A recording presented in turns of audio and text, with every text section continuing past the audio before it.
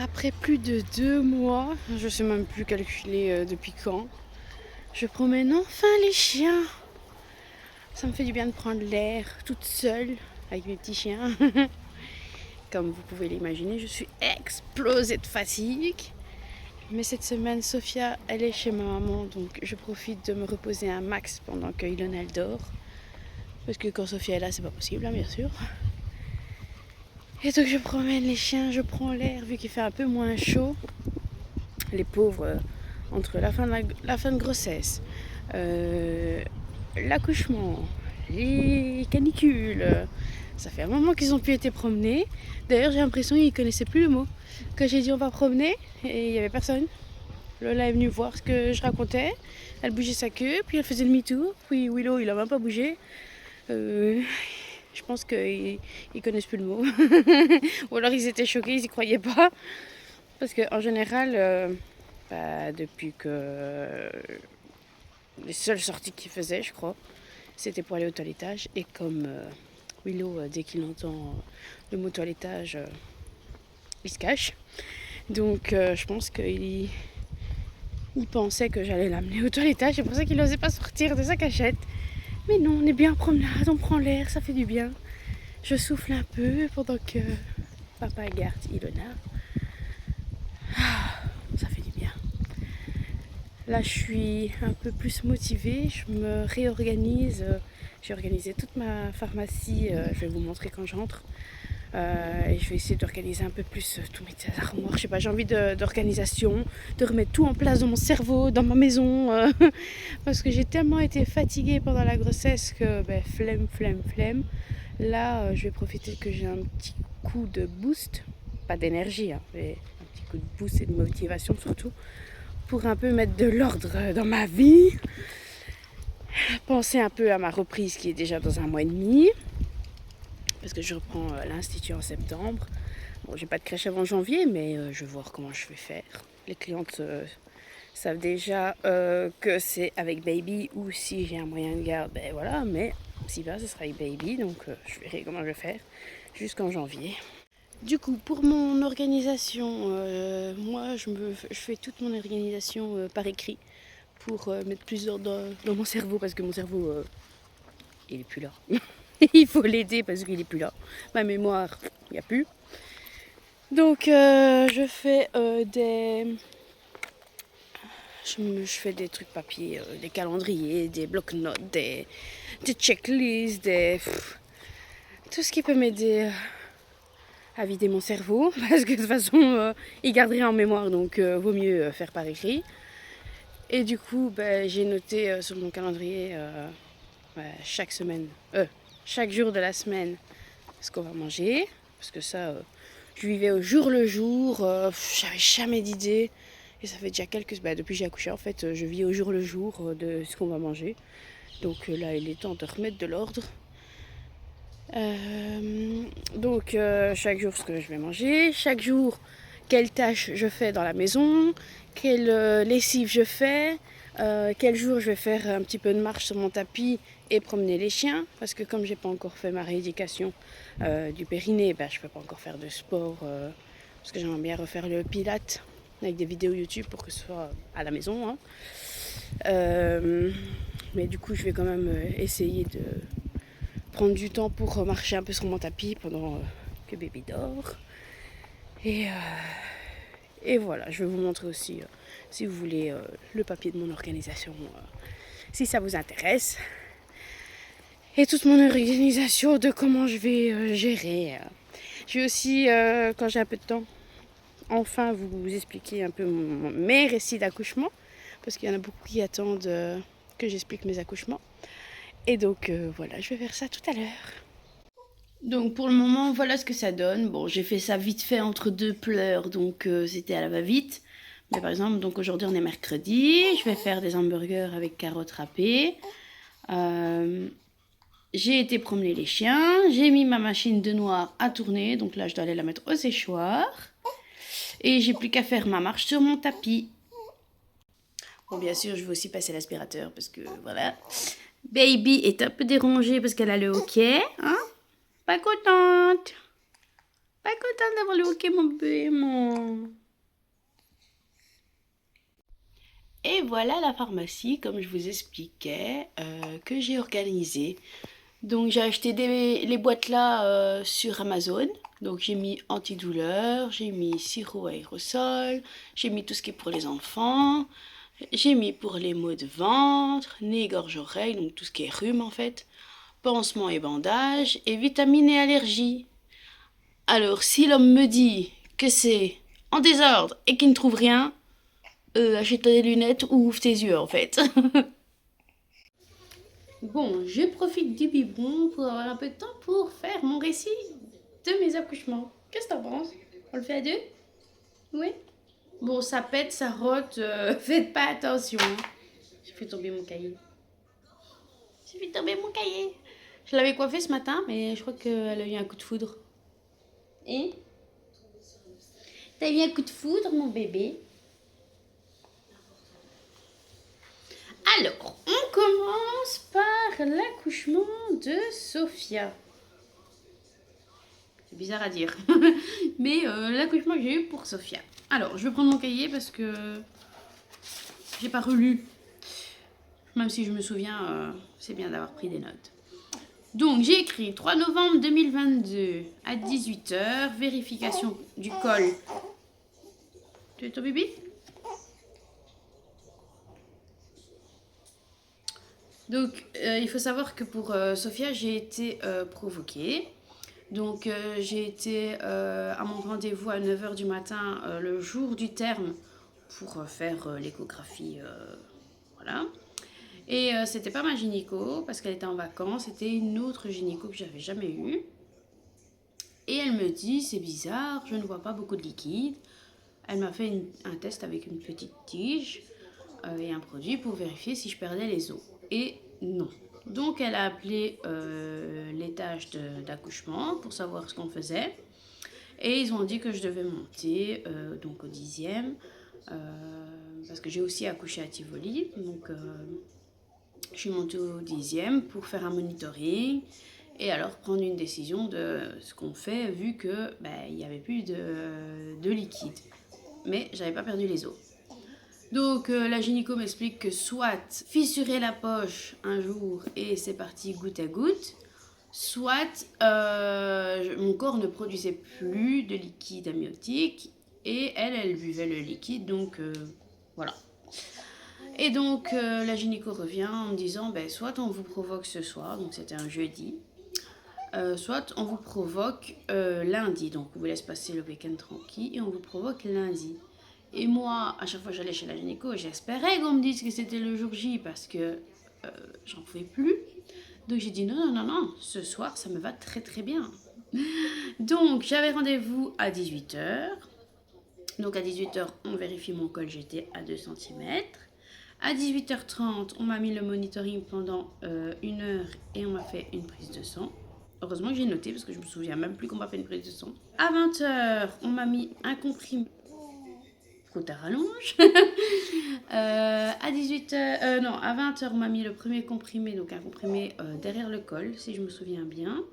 Normalement, c'était 2 comprimés et après une perfusion. Donc un comprimé plus 1 heure de monitoring. À 1h du matin, j'étais ouverte à 3 cm et on m'a mis la péridurale, sachant que les contractions ont commencé 1 heure après le comprimé, donc à 21h. Les contractions ont commencé, donc en fait, Jérôme a eu son lit pour passer la nuit, donc un lit pliable. On se dit bonne nuit, on éteint la lumière, et au moment où on éteint la lumière, douleur, fiou, j'ai hurlé. Jérôme, la première chose qu'il a dit, c'est « Oh, la nuit va être longue ». Effectivement, le travail a commencé 1 heure après avoir mis la gélule. Et du coup, c'est seulement à 1h du matin qu'on m'a mis la péridurale. À 2h15 du matin, j'étais ouverte à 4 cm et on a mis un cordon sur la tête. En fait, j'étais tellement shootée et endormie que j'ai demandé après ce qu'ils ont fait. Et en fait, ils ont attaché un cordon sur la tête de Sophia pour vérifier le cœur. Chose que pour Ilona, on m'a pas fait. Mais bon, voilà. À 4h45, j'étais ouverte à 10 cm. En 2 heures, Je passais de 4 cm à 10 cm.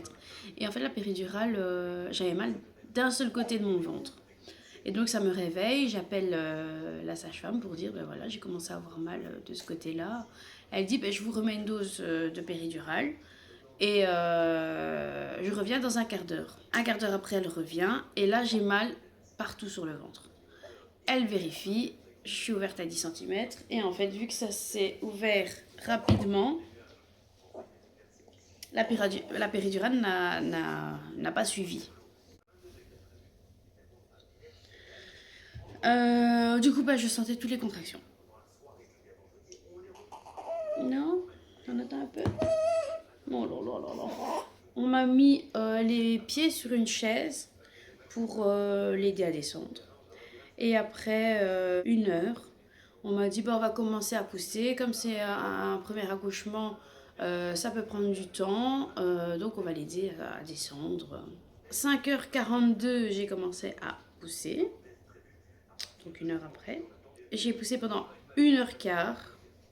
Après, la sage-femme, elle est venue.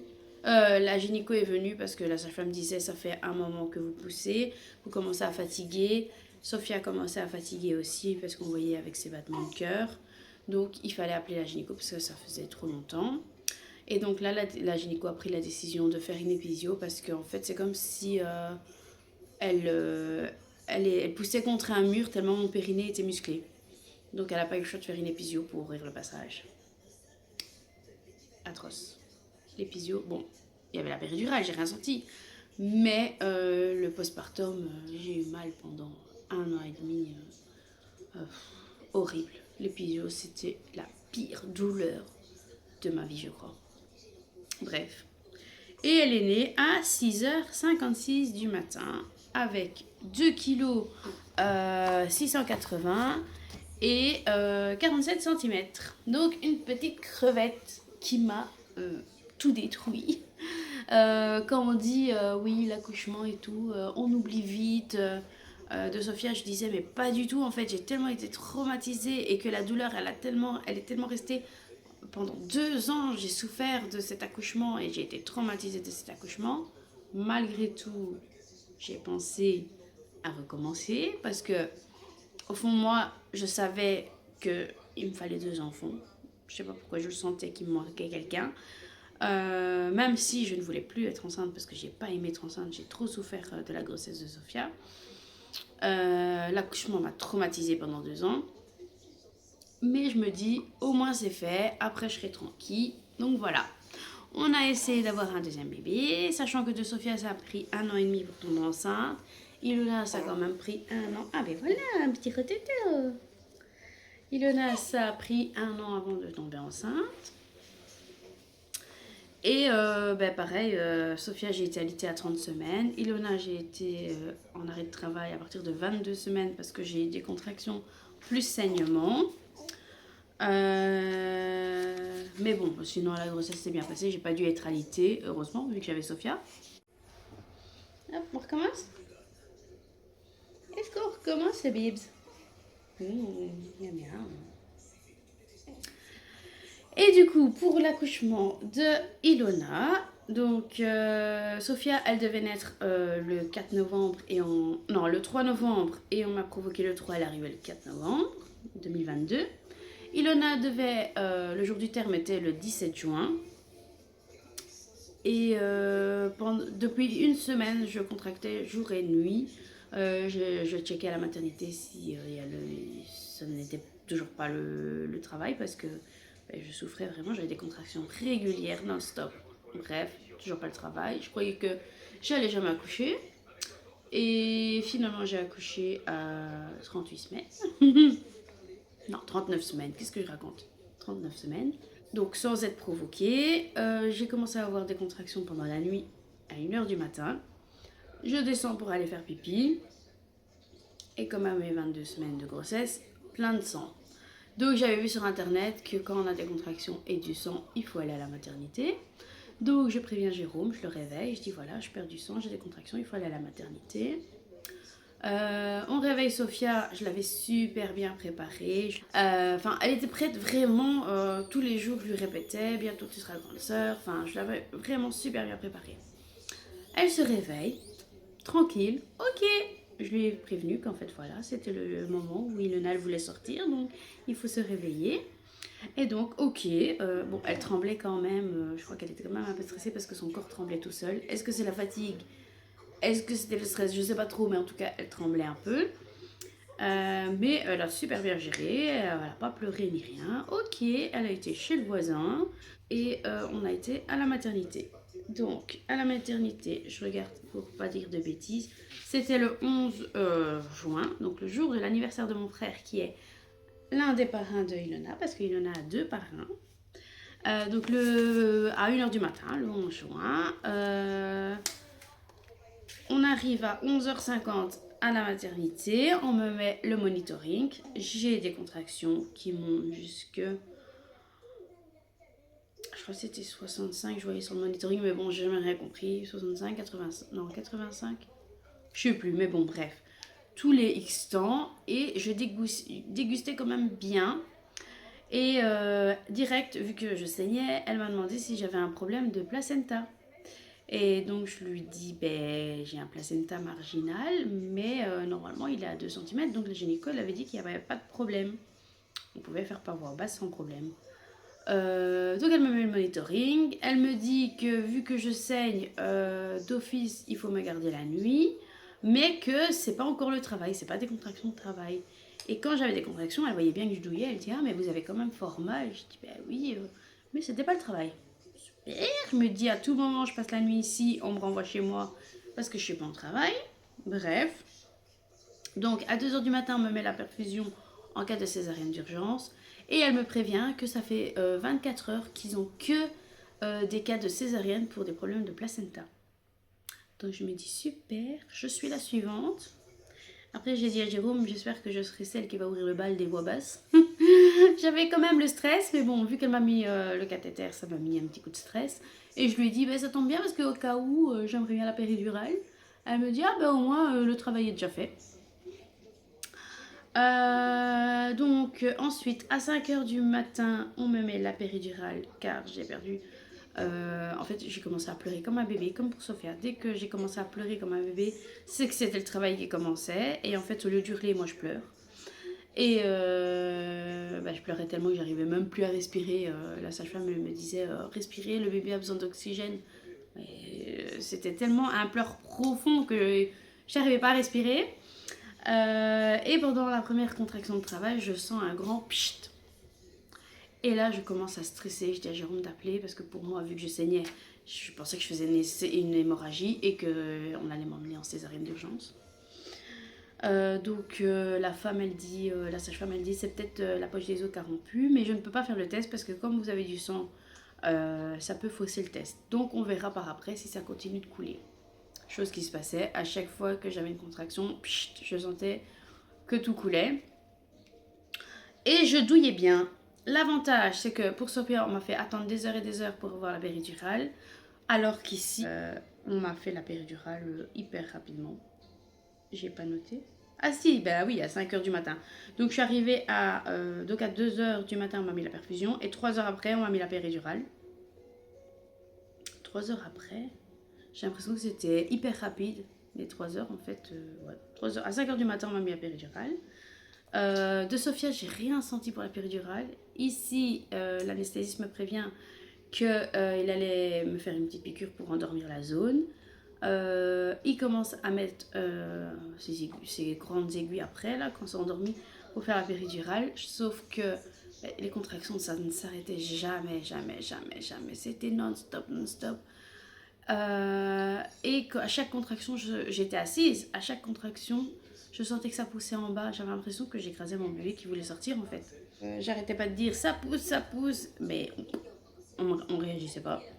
L'anesthésiste, il commençait à s'énerver parce que à chaque fois que j'avais une contraction, je contractais mon dos. Je ne bougeais pas, mais mon dos était contracté apparemment. Et du coup, il n'arrivait pas à rentrer ses affaires là. Et du coup, il poussait, mais moi je sentais tout, je hurlais. Et donc il m'a dit bon je vais faire une deuxième piqûre. Il fait une deuxième piqûre, il recommence et du coup je me détends parce qu'en fait j'ai plus eu mal. Il dit, ah, mais vous êtes fort sensible à la douleur. Sans blague. Et aussi, quand il est arrivé dans la chambre, il m'a dit, ah, vous avez déjà mal à ce point-là? Ben oui, excuse-moi, enfin, si je vous appelle pour une péridurale, c'est que je souffre. Enfin, je n'ai même pas appelé, c'est la sage-femme qui a directement dit, je vais appeler l'anesthésiste pour faire la péridurale. Donc, elle a vu à mon état, après deux grosses contractions, mon corps il a commencé à trembler comme un malade, il supportait pas. Euh, Après, on me recouche dans le lit, le temps que la péridurale fait effet. J'avais la tête qui tournait non-stop, non-stop, non-stop, comme si j'avais bu. Euh, et je sentais que ça poussait vraiment. Et je disais à la sage-femme, je sens vraiment que ça pousse. Sophia, j'avais pas eu cette sensation-là. Là, je sentais vraiment que ça poussait vers le bas. Et en fait, à chaque contraction, je sentais que mon pubis s'écartait. Horrible. Et du coup, elle me sort, ah ben, j'espère que la péridurale fera effet avant que vous accouchiez. J'étais la pitié que oui. Et du coup, donc 5 heures péridurale. À 6h30, elle vérifie, je suis ouverte à 7. Ensuite, à 8h30, ils reviennent vérifier. Et là, j'étais ouverte, même pas ouverte à 10, en fait, elle sentait la tête. Elle m'a dit qu'elle a rentré juste une phalange et elle sentait sa tête. J'ai commencé à pousser à 9h35 et à 9h45, elle était là. Donc j'ai poussé que 10 minutes. À chaque contraction, elle sortait toute seule. Donc je devais pousser juste pour l'aider, mais c'est elle qui faisait tout le travail. Et chose que j'avais pas sentie de Sophia, là j'ai vraiment senti quand allez, je pense quand les épaules sont passées et qu'elle est sortie de mon ventre, comme si tous mes organes partaient de mon ventre. J'ai senti une de ces sensations trop bizarres. Et j'ai même fait oh, j'étais choquée de ce qui se passait parce que trop bizarre, comme si tous mes organes partaient. Et donc elle est née avec 50 cm. Oh, tu fais des proutes. Des proutes. Vas-tu faire caca enfin? Oh, ça pue. Quand elle pète, elle fait pas semblant, elle. Donc 9h45, elle est née avec 50 cm et 3 kg 570. Et je n'ai pas eu d'épisio parce que j'ai prié pour ne pas avoir d'épisio et ne pas être traumatisée encore des années et des années. J'ai bien précisé à la femme que je me suis massée le périnée pour ne pas avoir d'épisio. Et elle était trop gentille parce qu'elle avait une seringue et elle mettait du lubrifiant ou de l'huile, je sais pas, entre chaque contraction, entre chaque poussée. Et elle massait pour bien assouplir. Et du coup, elle m'a aidée. Mais malgré tout, en fait, j'ai été déchirée au moment où les épaules sont passées. J'ai été déchirée. Bon, elle fait encore même 1 kg de plus que sa sœur. Hein. J'ai été déchirée à la cicatrice de l'épisio. Mais du coup, aucune douleur. Enfin, comparé à l'épisio, c'était vraiment pas douloureux les points que j'ai eu. Donc je pense que c'est juste la peau qui s'est déchirée, mais pas le périnée. Et du coup, ça fait une grande différence. Même là, franchement, ça fait 1 mois et demi, j'ai plus mal du tout, quoi. Et donc voilà, mon baby a déjà 1 mois et demi. J'ai un peu traîné à faire la vidéo parce que ben, le premier mois de baby, c'est très très compliqué. Très très compliqué, mais maintenant ça commence à aller un peu mieux. Hein? On commence à te comprendre un peu. Oui. Et donc voilà, sur ce, je vais attendre qu'elle finisse de péter, qu'elle digère, qu'elle s'endort. Et je vais faire mon tapis et aspirer aussi, si j'ai la motivation. Si pas, ce serait pour demain. Parce qu'il faudrait aussi que je me repose en même temps qu'elle. Hein. Mais bon, on verra. Là, je me suis bien reposée ce matin. Parce qu'elle s'est réveillée à... Elle commence à faire ses nuits depuis 3 jours. Hier, elle a bu à 20h30 et aujourd'hui, elle s'est réveillée à 5h du matin. Donc, elle a bu son biberon et à 6h30, je me suis rendormie avec elle en bas jusqu'à 9h. Donc, je me suis quand même reposée ce matin. Donc, il faut que maman elle fait sa marche. Hein. Parce que j'avais pris 17 kilos sur ma grossesse. J'ai perdu déjà 7 kilos. Mais il m'en reste 10 qui... Ça ne bouge plus du tout. Donc, je pense que ces 10 kilos-là... c'est à moi de les perdre. Avec ma volonté.